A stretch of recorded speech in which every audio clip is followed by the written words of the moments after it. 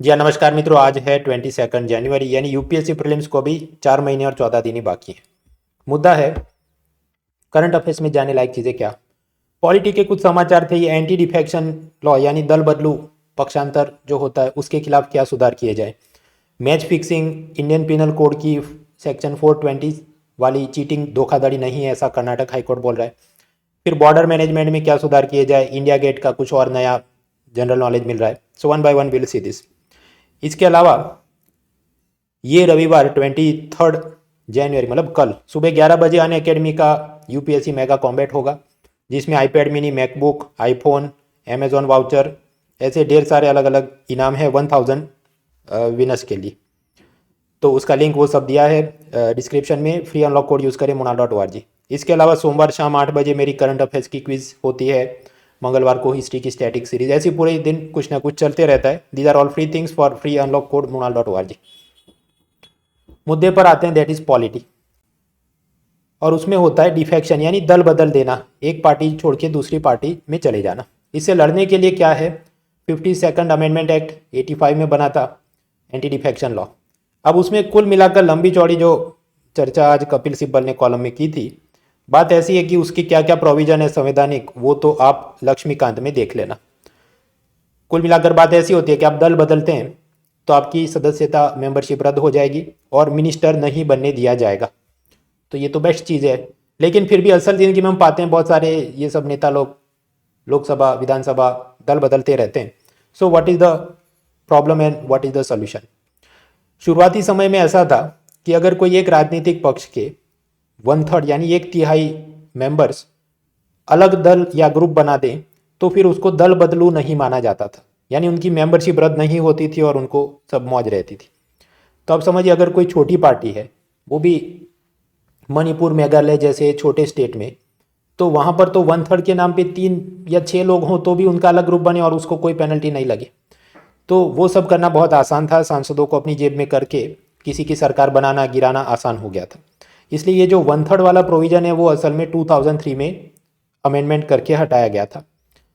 लेकिन उसके बाद भी प्रॉब्लम्स तो जारी हैं, क्योंकि अब नियम कुछ ऐसे हैं कि 2/3 ऑफ द मेंबर्स अगर दूसरे पक्ष के साथ विलीन हो जाए, merger of 2/3 members from one party to another party, तो उसको दल बदलू नहीं माना जाता। और ये भी छोटे स्टेट में छोटी पार्टियां हों उसमें तो पैसों का पावर से ये आसान है। तीसरी प्रॉब्लम ये आ रही है कि जो स्पीकर होते हैं, सभापति, वो निष्पक्ष रूप से कार्रवाई नहीं करते जो भी रूलिंग पार्टी हो उसकी मदद के लिए। क्योंकि यूजुअली रूलिंग पार्टी के जो होंगे वही स्पीकर बने होंगे इन लोकसभा विधानसभा, तो देरी तक मामलों को वो चलाते रहते हैं।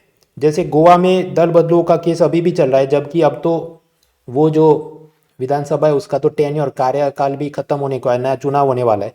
तब उन सबको डिस्क्वालीफाई भी करो तो भी वो तो पुरानी विधानसभा में डिस्क्वालीफाई होंगे। अब तो नया इलेक्शन आ रहा है तो उसका कोई मतलब ही नहीं।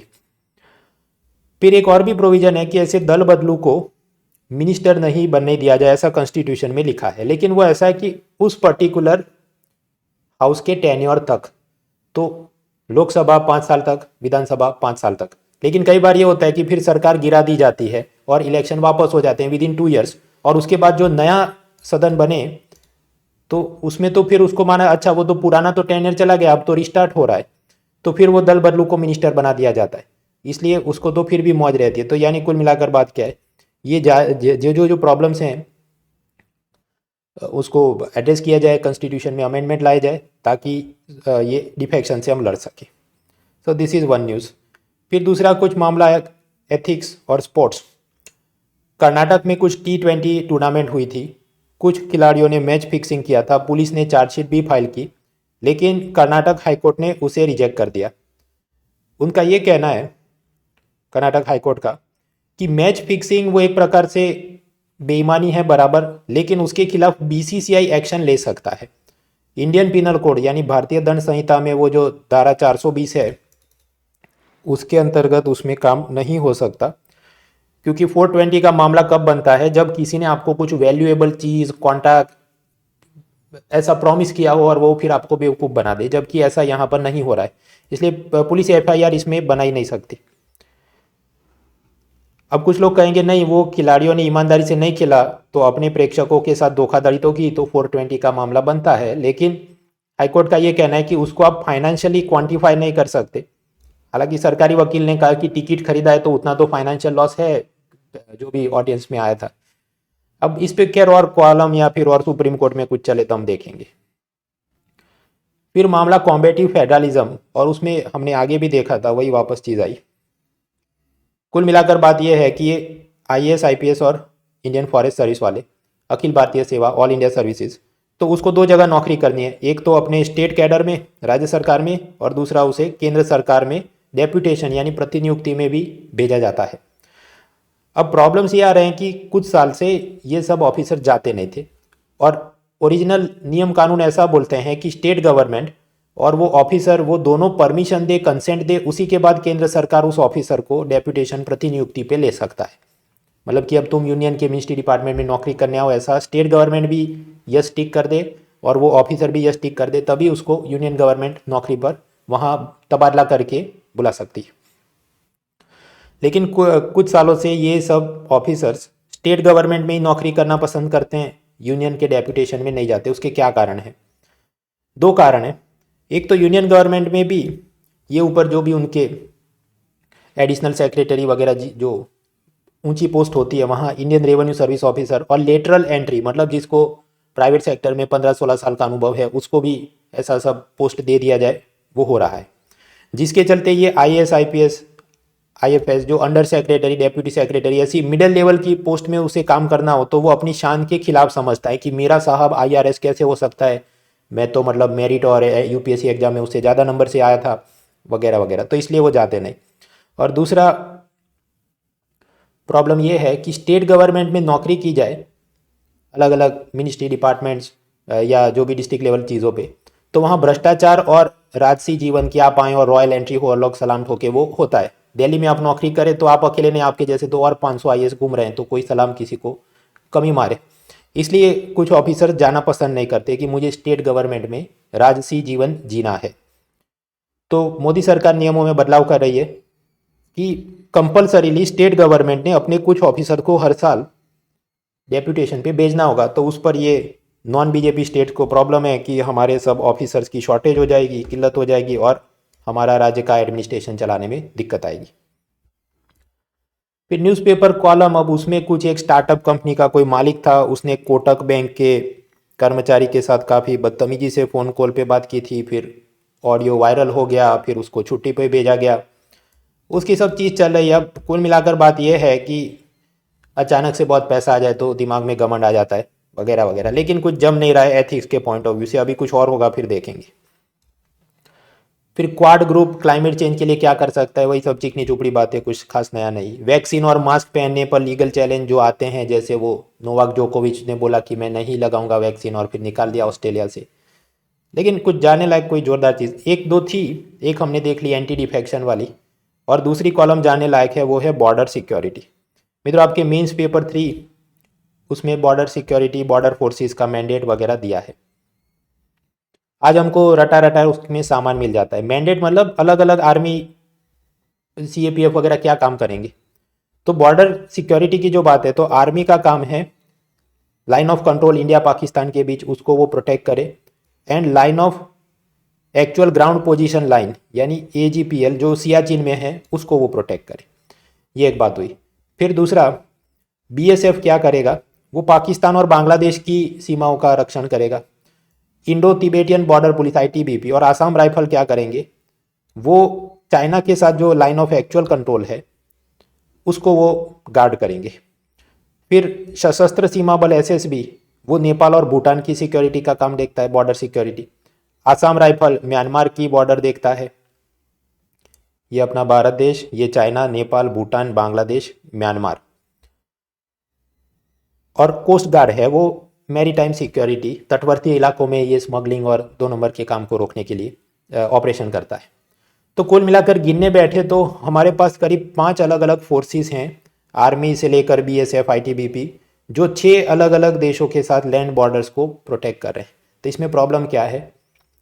कोई एक ऑर्गेनाइजेशन सारा बॉर्डर मैनेजमेंट का काम देखे तो उसका कोऑर्डिनेशन, ट्रेनिंग, डिप्लॉयमेंट, ऑपरेशन उसमें और ज़्यादा बेहतरी हो सकती है। जैसे बाकी सब देशों में ज़्यादातर एक ही फोर्स काम करता है बॉर्डर सिक्योरिटी का। ईरान में है, इटली में है, रशिया में है, यूएसए में है, उसके नाम हम याद रखने नहीं बैठे, सफिशिएंट टू नो कि ऐसा होता है। पाकिस्तान में हालांकि दो फोर्सेस हैं, वेस्टर्न बॉर्डर के लिए फ्रंटियर कॉर्प है और इंडो पाकिस्तान बॉर्डर के लिए पाकिस्तान रेंजर्स है।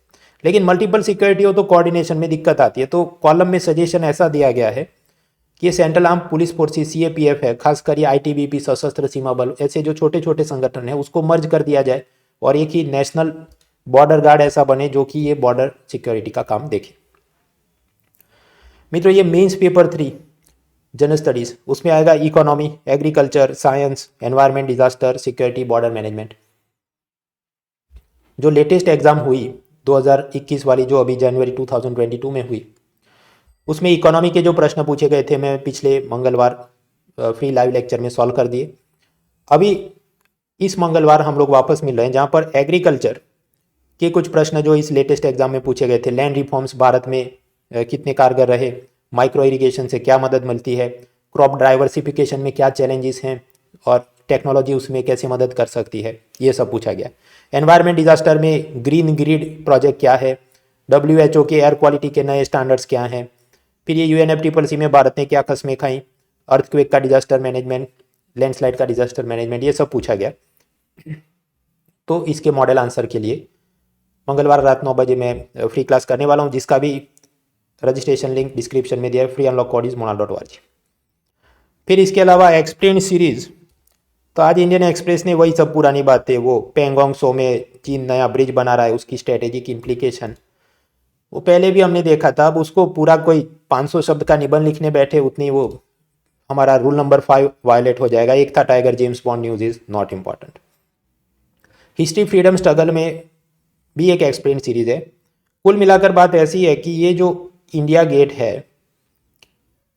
वर्ल्ड वॉर 1 और बाकी सब बिफोर इंडिपेंडेंस जो भारत के सोल्जर शहीद हुए थे उनकी याद में, वहाँ पर पहले ये जो स्टैचू था वो किंग जॉर्ज V, जॉर्ज पंचम की प्रतिमा थी।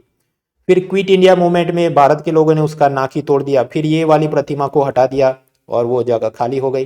फिर वहाँ अमर जवान ज्योति हो, अब प्लान क्या है, अमर जवान ज्योति तो नेशनल वॉर मेमोरियम में शिफ्ट हो रही है। तो यहाँ पर क्या रखा जाए, तो नेताजी सुभाष चंद्र बोस का स्टैचू बनाया जाएगा, लेकिन जब तक फिजिकल प्रतिमा नहीं बने तब तक 3D होलोग्राफिक इमेज से उसको वहाँ पर टेलीकास्ट किया जाए, ऐसा काम होने वाला है।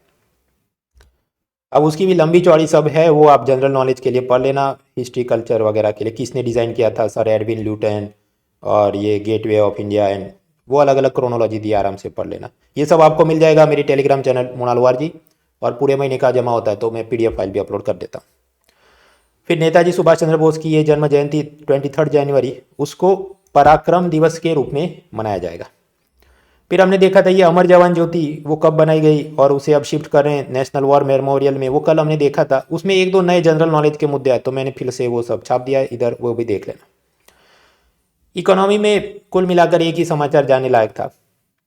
अब जानते हैं भारत सरकार अलग अलग देशों के साथ फ्री ट्रेड अग्रीमेंट, मुक्त व्यापार समझौते कर रही है। फ्री ट्रेड अग्रीमेंट में क्या होता है कि जैसे यूरोप या अमेरिका से जो सामान भारत में आए उस पर हम लोग टैक्स कम लगाए, और उसके सामने इंडिया से जो भी फार्मास्यूटिकल, टेक्सटाइल, IT प्रोडक्ट्स वहाँ एक्सपोर्ट होते हैं उस पर वो लोग टैक्स कम लगाएं। तो इसमें भारत के लोकल बिजनेसमैन थोड़ा विरोध करें, नहीं ऐसा मत करो, हमें फॉरेन कंपटीशन नहीं चाहिए, हमारा सामान कोई खरीदेगा नहीं, हम बहुत गरीब हैं, हमको इंडियन आइडल बना दो। अब पिछले कई सालों तक तो भारत सरकार उनको पैम्परिंग कर रही थी, तुष्टीकरण कर रही थी। लेकिन अभी क्योंकि अपनी इकोनॉमी में जो प्रॉब्लम्स आ रहे हैं और फॉरेन ट्रेड बढ़ाने के लिए फ्री ट्रेड अग्रीमेंट करना बहुत ज़रूरी हो गया है, और इसमें से कोई भी देश ऐसा नहीं है कि वो ये बोले कि ठीक है तुम बहुत गरीब हो तो तुमको इंडियन आइडल बना देंगे। वो सब के सब बोलते हैं नहीं, तुमने भी हमारे सामान के ऊपर लगने वाले टैक्स कम करने होंगे, तभी इंडिया के सामान पर वो टैक्स कम करे। ताली 2 हाथ से बजती है, 1 हाथ से नहीं। तो अब जाके इतने सालों में ये पहली बार कॉमर्स मिनिस्टर खुल के उन्होंने इन सबको डांट लगाई है भारत के बिजनेसमैन को, कि भारत के कस्टमर तुम्हारा महंगा और पुअर क्वालिटी का सामान क्यों खरीदे जब फॉरेन से उनको सस्ता और अच्छी क्वालिटी का सामान मिल रहा है। तो तुम में दम है तो तुम भी बनाओ। और ये जो ट्रेड अग्रीमेंट होते हैं they are two way traffic, one way traffic नहीं है। अगर आप चाहते हैं कि वो लोग अपने सामान पर, भारत के सामान पर यूरोप कम टैक्स लगाए, तो आपने भी दो हाथ से ताली बजाने के लिए उनके सामान पर कम टैक्स लगाना होगा। So you need to be ready for this. ये वाली बात पहले भी इकोनॉमिक सर्वेस कई बार बोल चुके थे, लेकिन ये पहली बार अब हमको दिखेगी थोड़ा डायमेंशन, भारत सरकार उसको एक्सेप्ट करके उस रास्ते पे चल रही है। तो ये था आज का न्यूज़पेपर। बाकी ये सब मीन्स और उसके मॉडल आंसर की फ्री लेक्चर सीरीज और ये सब आईफोन आईपैड जीतो वाला क्विज सीरीज वगैरह है, वो डिस्क्रिप्शन में लिंक दिए हैं। एंड और क्या, आज तो शनिवार है तो कल रविवार को मैं वीडियो बनाता नहीं है, तो संडे और मंडे जो भी जाने लायक होगा सीधा मंडे के लेक्चर में मिलते हैं और देखते हैं।